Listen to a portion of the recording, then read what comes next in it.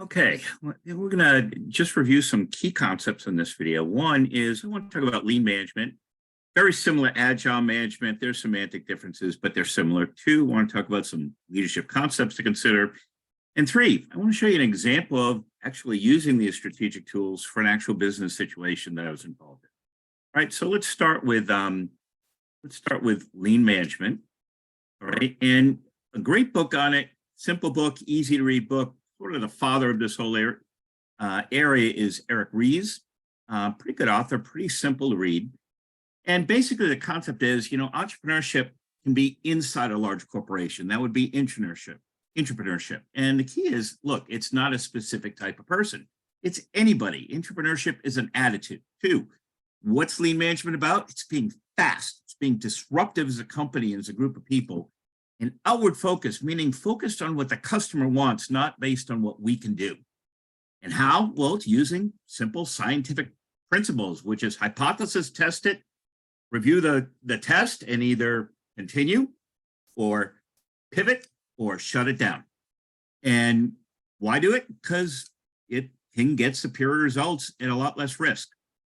So what's this all about? It's about learning. It's continuously updating process. And what he goes on to say, I think you might agree is true, is what's typical in companies. Well, a lot of times, on innovation, whatever, if the idea fails in a big company, senior management often says, well, it's not the fault of the strategy. It wasn't executed right, wasn't implemented right. Two, there's a bias for delay in projects in major companies and sort of ties to our why theory, because when you think about the why theory, what motivates action, right? It's avoiding an experience we don't want and gaining experience we do want. And often inside corporations, it's safer to avoid an experience we don't want, i.e. the project's not successful. And three is, well, leaders often see themselves as, I'm now at this level, I get to play Caesar. I either approve projects or shut them down. So what's the lean difference? The essence is validated learning, right? It's hypothesis on a key factor, and the key factor is measure it, and what does it turn out in sort of a mathematical formula. I'll share an example in a second. Two, it's the customer viewpoint, not what we think they want, but what they'll actually use. And what we find in customer viewpoint is customers are usually best at not telling you what they want, but if you show them what you think they might want, they'll tell you what's wrong with it, right? An example would be when people first showed the concept of a Xerox machine. First, people said, I don't need that. I've got carbon paper. You got to actually show it in use. Three, it's customer learning. It's not just asking why, but asking why wouldn't you do this? Value creation is important. It's the experience of the customers, like we said in the why theory. What are they trying to avoid? What are they trying to gain? What's that experience that you're going to affect? Common problem is the word should. So many companies focus on, what the customer should do and what would be better for them. The experience is usually when you focus on what they should do, it's not nearly as likely it's going to succeed. Focus on what they look at and say, yeah, I want that. Next is be quick to pivot. On the validated learning, if something doesn't hold up, switch to something else or shut it down. Be careful of vanity metrics. That means using data that supports what you're trying to do and sort of hide the stuff that's not looking as good. And change the question from, can we build it? Should we build it? Is this a good business? So it's a ferocious customer-centric with rapid iterations, changes as a decision process. Another way of looking at it, it's a culture of experimentation, right? And failure is okay. If you can't fail, you can't learn. So the idea is get out there, customer focus, go see for yourself. Don't try to look at it behind the desk. And then four questions, right? Hey, does the customer recognize it as an issue they want to solve? Two, is your solution effective? Three is, even if it's effective, will they buy your decision? Four, can we do it profitably? Right? So success isn't just building a feature. Success is solving a customer's problem. Remember, the environments you're dealing with are not stable. They're constantly changing. So at these milestones, what is it? It's pivot, persevere, or shut it down, right? And what's a pivot? Let me give you an example of some pivots. One is a zoom in pivot. That is saying, okay, we can do lots of different things. Maybe we're better off on focusing what our product does at one customer segment. An example would be a product that was invented, man, it could deal with any kind of itches and things like that, but there were a lot of itch solutions on the market. What they do, they focused and they said, we're going to focus on just hemorrhoids. And the advantage of that is you put a little ad in the paper that just says hemorrhoids. If you don't have them, you won't see the ad. If you do, you'll see it. It was very successful. Give you another example. This was actually a failure on my part. It's called a zoom out, right? So when a product feature is bigger than the product and the solution you're looking for. I'll give you an example of mine. Man, was this stupid as I look back.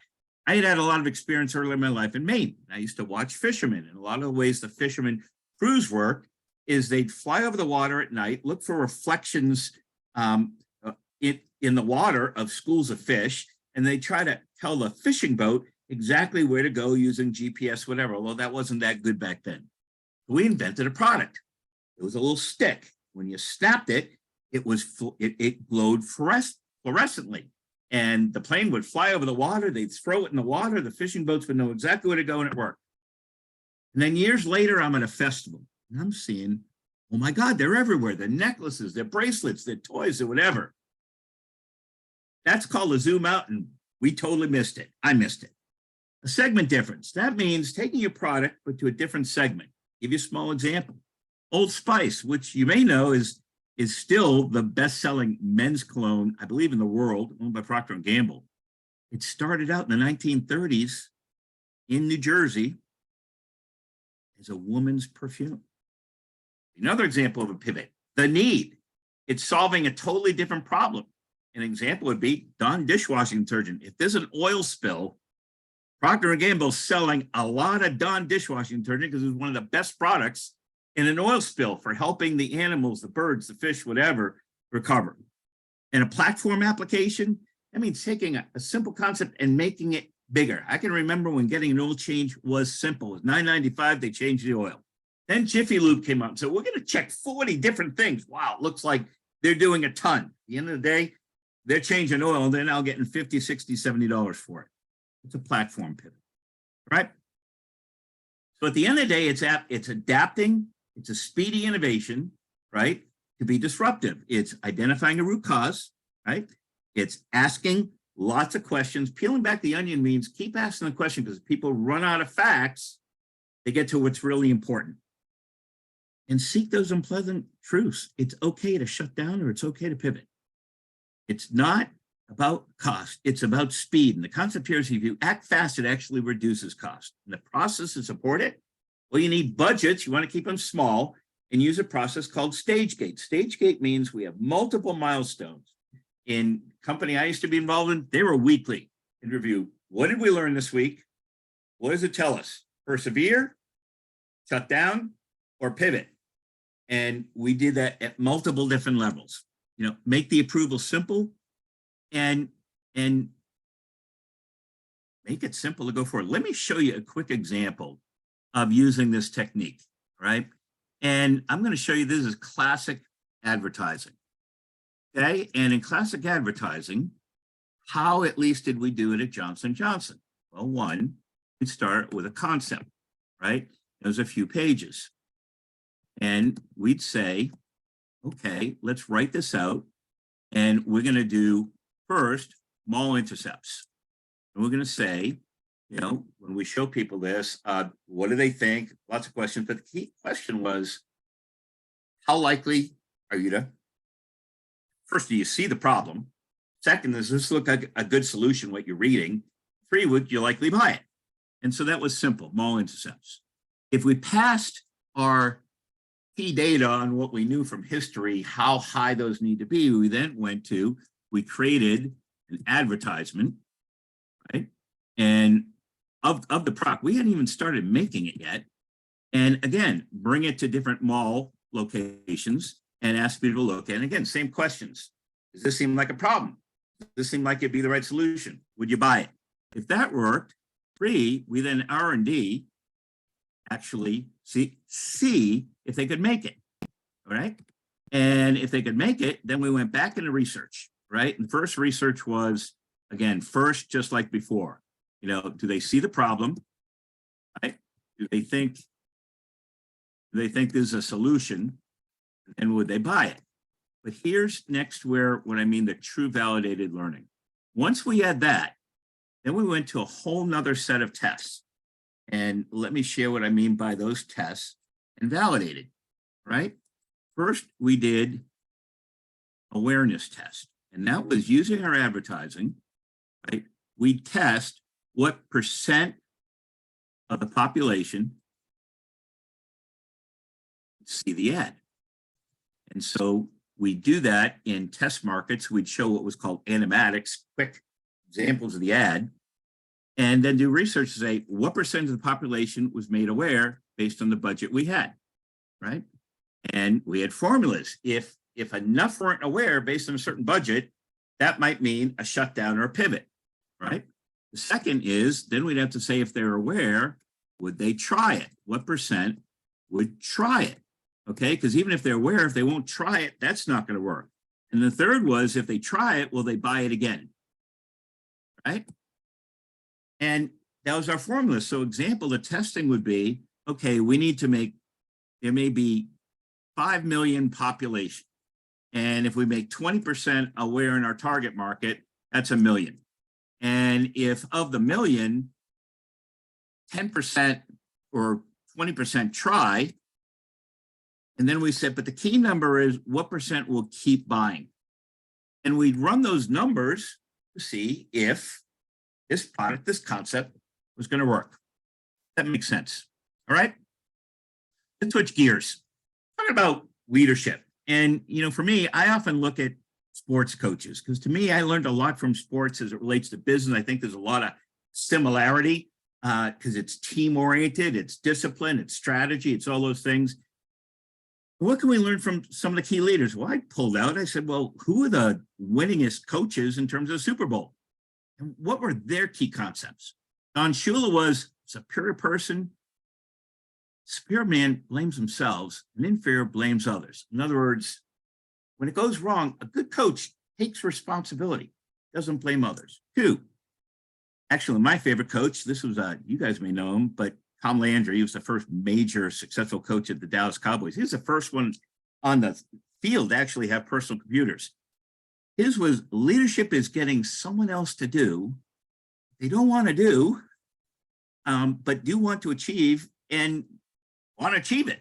And that's what he went after. So, leadership getting someone else what they want to do. And that great concept. And that's the whole motivation part. Bill Belichick, like a wolf, it's not the strength of the individual, it's the strength of the unit, how they function together. When you read this, you understand why Bill Belichick could not hold on to Tom Brady. With this key belief, what happened is Tom Brady's wife, Giselle, went to the owner behind Belichick's back and said, Belichick's not treating my husband like the superstar that he really is, and that's not right. Well, under that and the culture that Belichick believed in, it wasn't going to be right. Pretty interesting. Next one, you have to reinvent yourself each year. And I talk about that. It's constantly running scared. Never, the better you're doing, just keep running scared. The minute you're not running scared and you've got hubris, just like out of the book, you get trouble. Before you win, you have to not lose. And that's a big one to me. I've just found in general, people who love to win, sometimes do well, sometimes not, but people who, in a healthy way, but really hate to lose, hate to be embarrassed. Man, you put it, I used to look for people like that when I interviewed. I look for people with a slight inferiority complex because they hated to lose and had something to prove, and they were the easiest people to motivate and get things done. And last is people enjoy what they're doing, do it well. So culture, and this is, all of these are about culture. It's got to have the intensity, but it's got to have the trust. It's got to have the transparency. It's got to be disciplined. They got to belong, and it's got to have fun. So I stepped back. I don't know if you agree with this. I said, well, let's take an odd combination of leaders. Did they have anything in common? It's an exercise I did for myself. It doesn't mean it's right, doesn't mean it's wrong. I'll share what I came up with for me on these. You can disagree, agree, modify it, whatever. But I looked at these four and I said, what do they have in common? And I narrowed it down for me, four key things that I focused on in my career. One, they were all about change. And think about it. Most people are not about change. We learned that in the Y theory because change involves risk, right? An experience we don't want. Very few people seek and grab change and see it as a path forward. They get a passion about it. They're focused on it and they put their time and resources against change. All of them were about managing significant change. Two, they had courage. Every one of them did what they did, not within a good environment, but within a difficult environment. They had courage to get involved and take those on. Most people avoid anything that looks bad. So they looked for where there are problems and put their careers there. Three, they had purpose and they shared purpose. They recognized the overall value, the team, but also each individual role in that value. I'll give you a quick example with Bill Belichick. He would take the kickoff return team into the room and he said, and these are, the players least on the field, possibly feeling least important in the team. He pulled them together and he said, I was looking at some statistics and I noticed the kickoff return team that had the net best yardage versus the other team won 67% of the time. Do you know how important you are, even though you're only on the field a few times? And then focus. And I mean focus, so we've talked about it. It's SMART goals and objectives. They were specific. They were measurable, they were attainable, they were relevant, and they were time-based, but they pushed things and pushed people in a focused way. Let's talk about change. Like a river, it's always happening. You can't avoid it. People try to avoid change. And it's amazing how many times I hear that. Well, I don't want to move the family because I've got young kids and I don't want to create the change. Actually, research shows kids that move more often actually end up more successful. It's one of the reasons military children do so well. Why? Because they learn adaptive skills. They learn how to deal with change. They learn how to not be afraid of change. The progress is impossible without change. Those who can't change their minds can't change anything. We know a lot of people who can't change their minds. Two, you must never feel satisfied. Teaching and experience is valueless unless someone else learns what was taught. So you got to forgive your mistakes and do more than was expected. Why don't we change? Well, the complaints are, we're already stretched. The resources are stressed. We don't have the time and money. You've heard that one. The risk, why change? Hey, the result might even be worse. The devil we know is better than the one we don't know. Well, change takes effort, takes work, it's not easy. And by the way, usually it doesn't start off exactly as you hoped. And the perceived value is, well, why bother with it? You've probably heard the story about the woodcutters and the axe. One of them just sweating, chopping, whatever, and getting some done. And the other one stops every 10 minutes and sits down and sharpens the axe. What gets more done? And you remember the definition of insanity. It's doing the same thing over and over and expecting different results. What about courage? For most people, courage is something we avoid. And for some, it's the unknown. I don't know. But the thoughtful, frankly, isn't it the ideal? Because change is going to happen. So you might as well have the courage to deal with it. People of character find a special attractiveness in difficulty since it's coming to grips with that challenge that brings difficulty, that you can realize your full potential. Purpose. One story I heard, there's two stone builders, working stones, building a cathedral. And walked up to one of them, he just looks miserable. And the person asks, what are you doing? Person looks at him, what are you? He's an idiot. I'm breaking up rocks. Walks up to the next person. I seem sort of happy. Looked like he was doing the same job. What are you doing? I'm helping build a cathedral. Question to ask yourself, are you helping people understand their individual purpose, their sense of belonging, their sense of their life is bigger than just themselves? That purpose.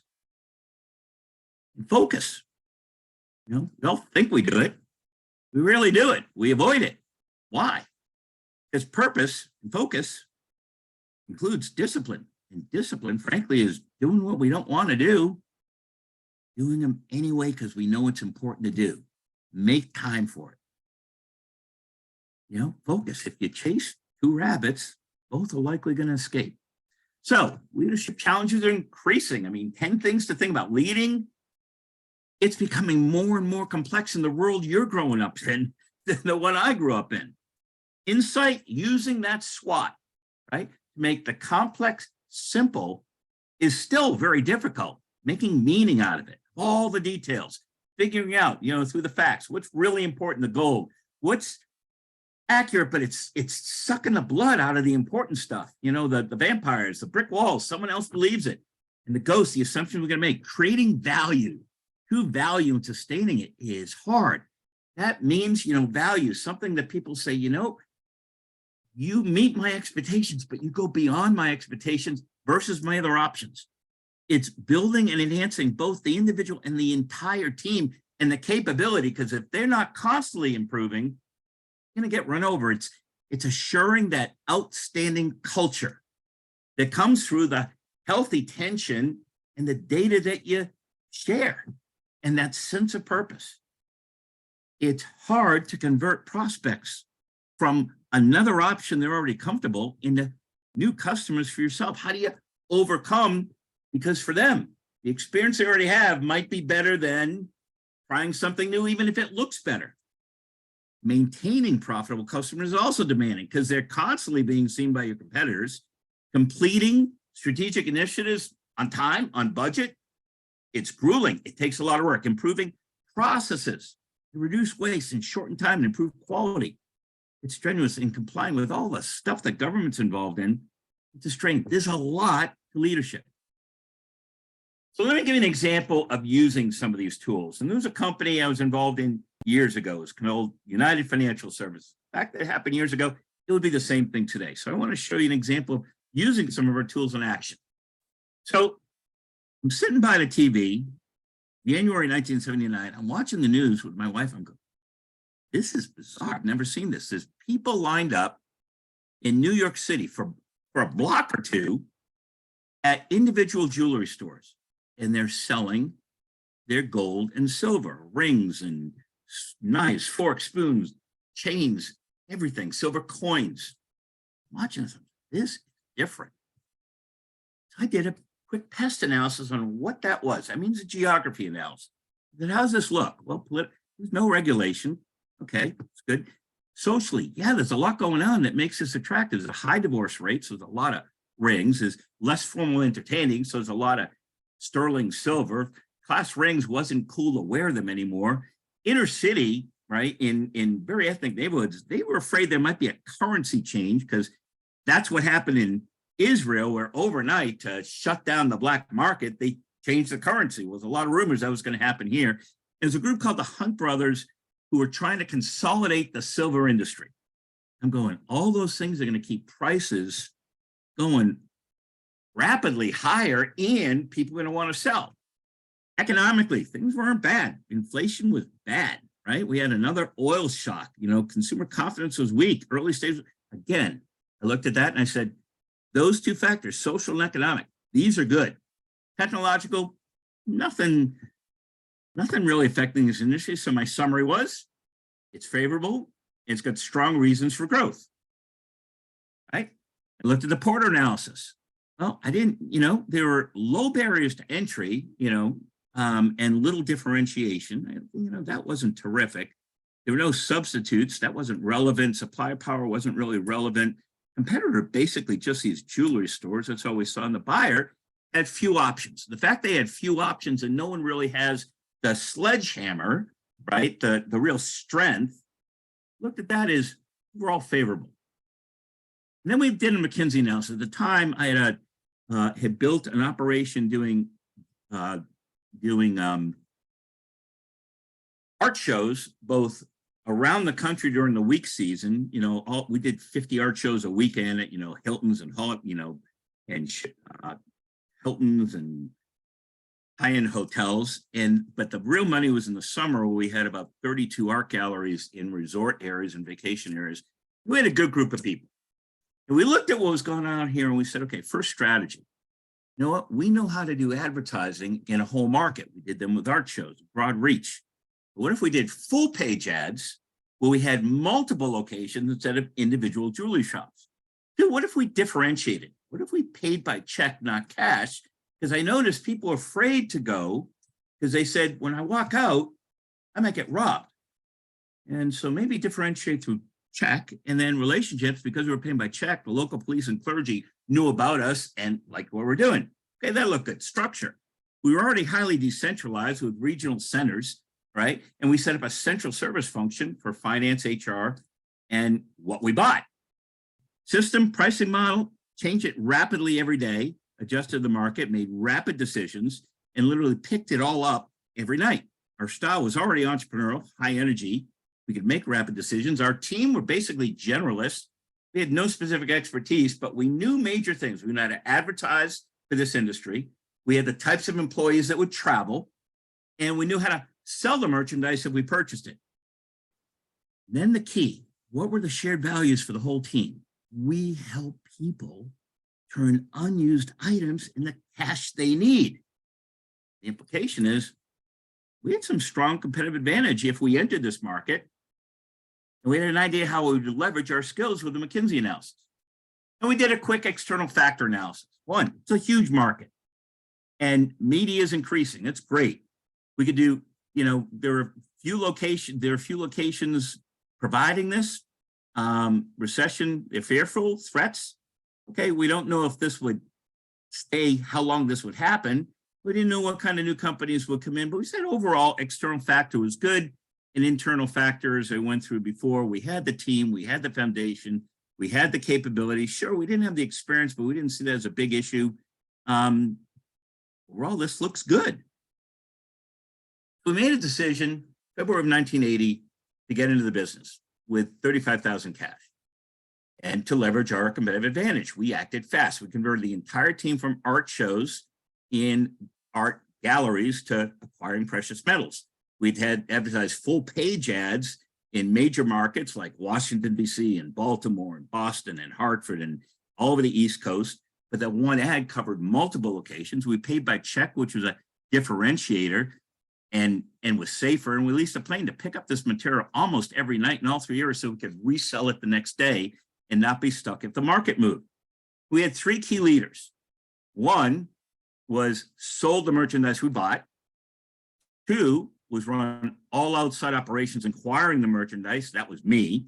And the third partner was the administrative functions centrally, accounting and HR.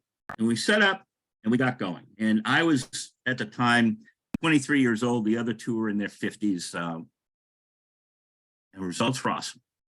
By November 1980, we had done revenues of 40 million and we made a profit of 10 million and the market collapsed. We said, okay, we'll just shift everything back to the art shows. And it was awesome. But there was one other lesson, another part of the story. The other part of the story is in November, as this is shutting down, I get a call one day from the First National Bank of Boston, which at the time was the biggest bank in Boston. It was the president. Why would the president be calling me? Then, Mr. Harrison, are you aware that your partner was in the bank this morning, Mr. Avity? No? Well, then you're probably not aware that he withdrew $10 million from the bank today. I wasn't aware. Well, since it was 10 million, we followed to see where he was going, and he got on a plane and he skipped the country with $10 million. Went to Dominican Republic. The rest of his life there. And I went from being pretty cocky, very wealthy, to very broke, very embarrassed. I had to let 700 people go. That's when I decided to go back to grad school and start all over. All right. Hope you got something valuable out of these videos. And let me know if you have any questions.